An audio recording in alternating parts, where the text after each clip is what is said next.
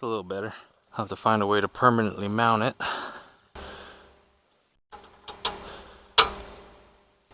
Okay. So this is the new carburetor I'm putting on it, guys. This is a Zenith style 12566. It's got the idle jet on the top, and then the main power jet there on the rear. We got the choke cable on.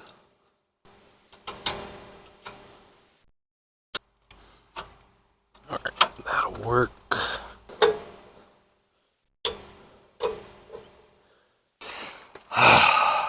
Alright guys, so when I was looking, I noticed that there were a couple of electrical lines that had become disconnected. So what I'm going to do now is I have the service manual out with the wiring diagram. Luckily it's not complicated at all. I have about 60 feet of wire that I might use to try to rewire this somewhat and see if we can't keep it running. I've also got a brand new voltage regulator I'm going to put in it. That old one's looking pretty crusty and the contacts are pretty corroded. This one's brand new.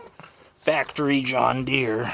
So we got the old voltage regulator out. It's pretty crusty. We're going to put a new one in.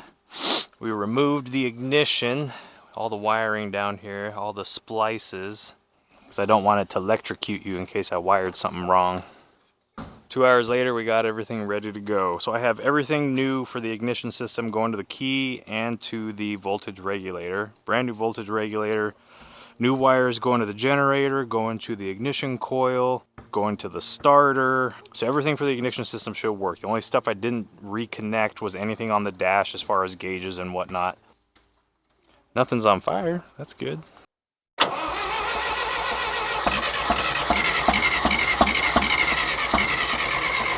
I guess I should turn the fuel on. Sounds a lot better.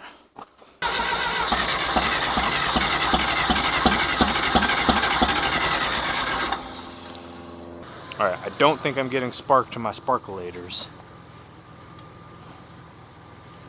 That'll answer my question. I just broke a spark plug! All new spark wires are on it. It only took me a couple minutes to make those. I might need a new distributor cap, but I have a spare one if I need it.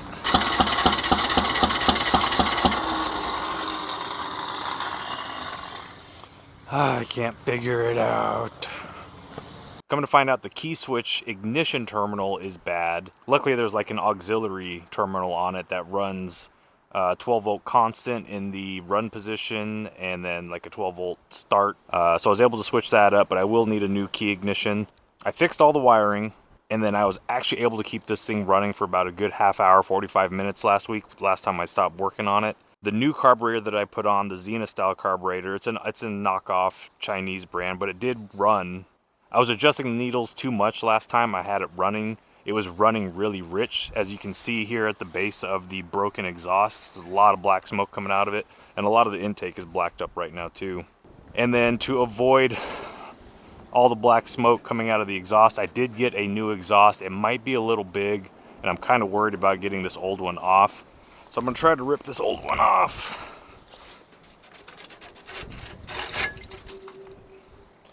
There ain't nothing on that. I will need the flapper valve on this. Barely holding on.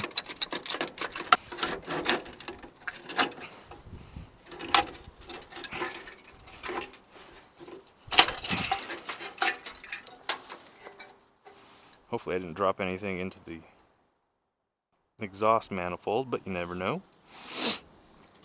Oh yeah, she's all plugged up anyways. And that could be part of the problem. Maybe not. Okay, so this is the upright that comes out of the exhaust manifold. It is threaded into the exhaust manifold. So my new exhaust should just sit right on top of that. It might be the right size. Just slip right over top of it. This is the new one I got off of old Evil Bay. Okay, that'll sit on top of it. And pull the car up, hook up the jumper cables, because I'm pretty sure that battery's dead. I left it hooked up all week. And then we'll go ahead and try to get this thing cranked over and see if I can adjust the idle on it. And that way you guys can hear it running with that new carburetor. The other thing I did, guys, was I pulled the starter off this thing and I pulled it apart completely, cleaned it up. It was making a horrible noise, screeching noise, but I did get it all cleaned up. It's running a lot better now.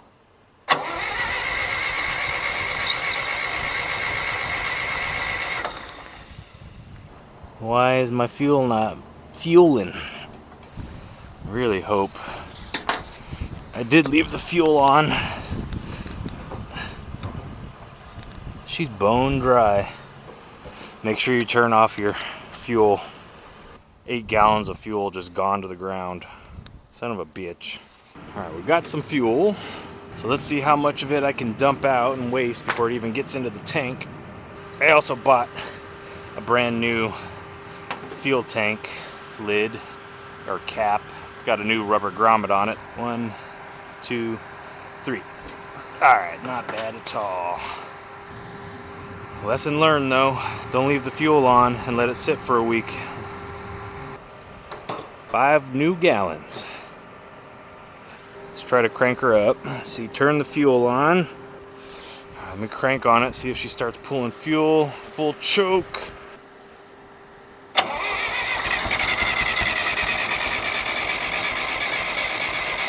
Alright, sweet. She's pulling fuel. Probably taking a minute to fill up the bowl, but we're gonna open up the throttle just a dab. Open up the choke.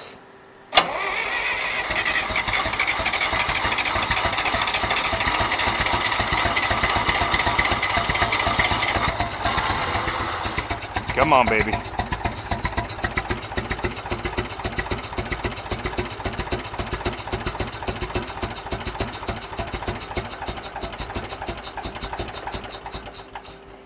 Well, that's a good first try.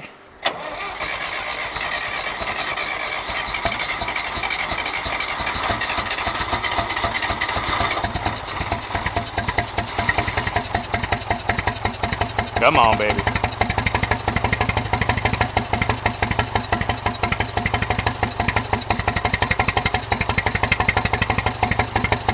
Sounds really good. That new exhaust is saving my ears.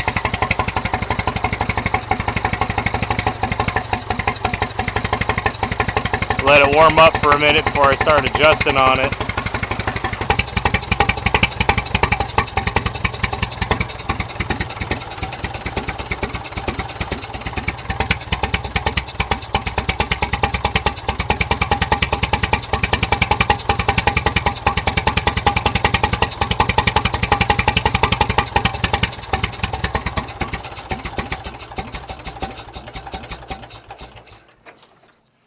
Well, that was a pretty good run. I like the way the exhaust sounds.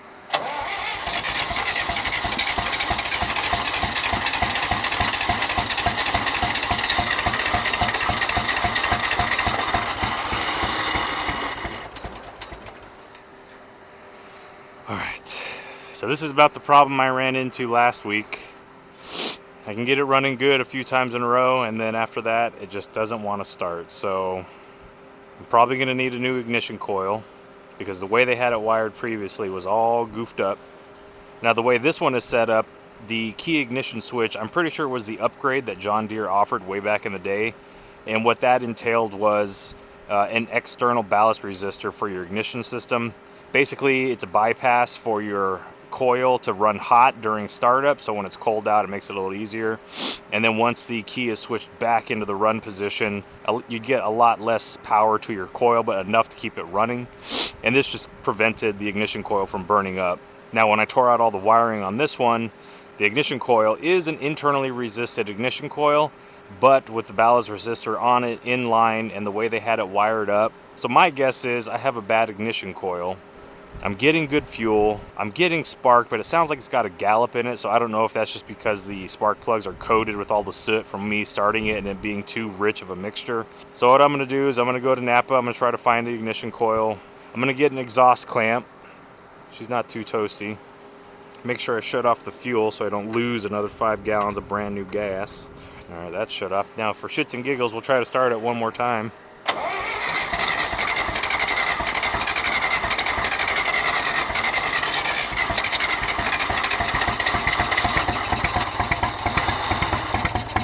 I don't know.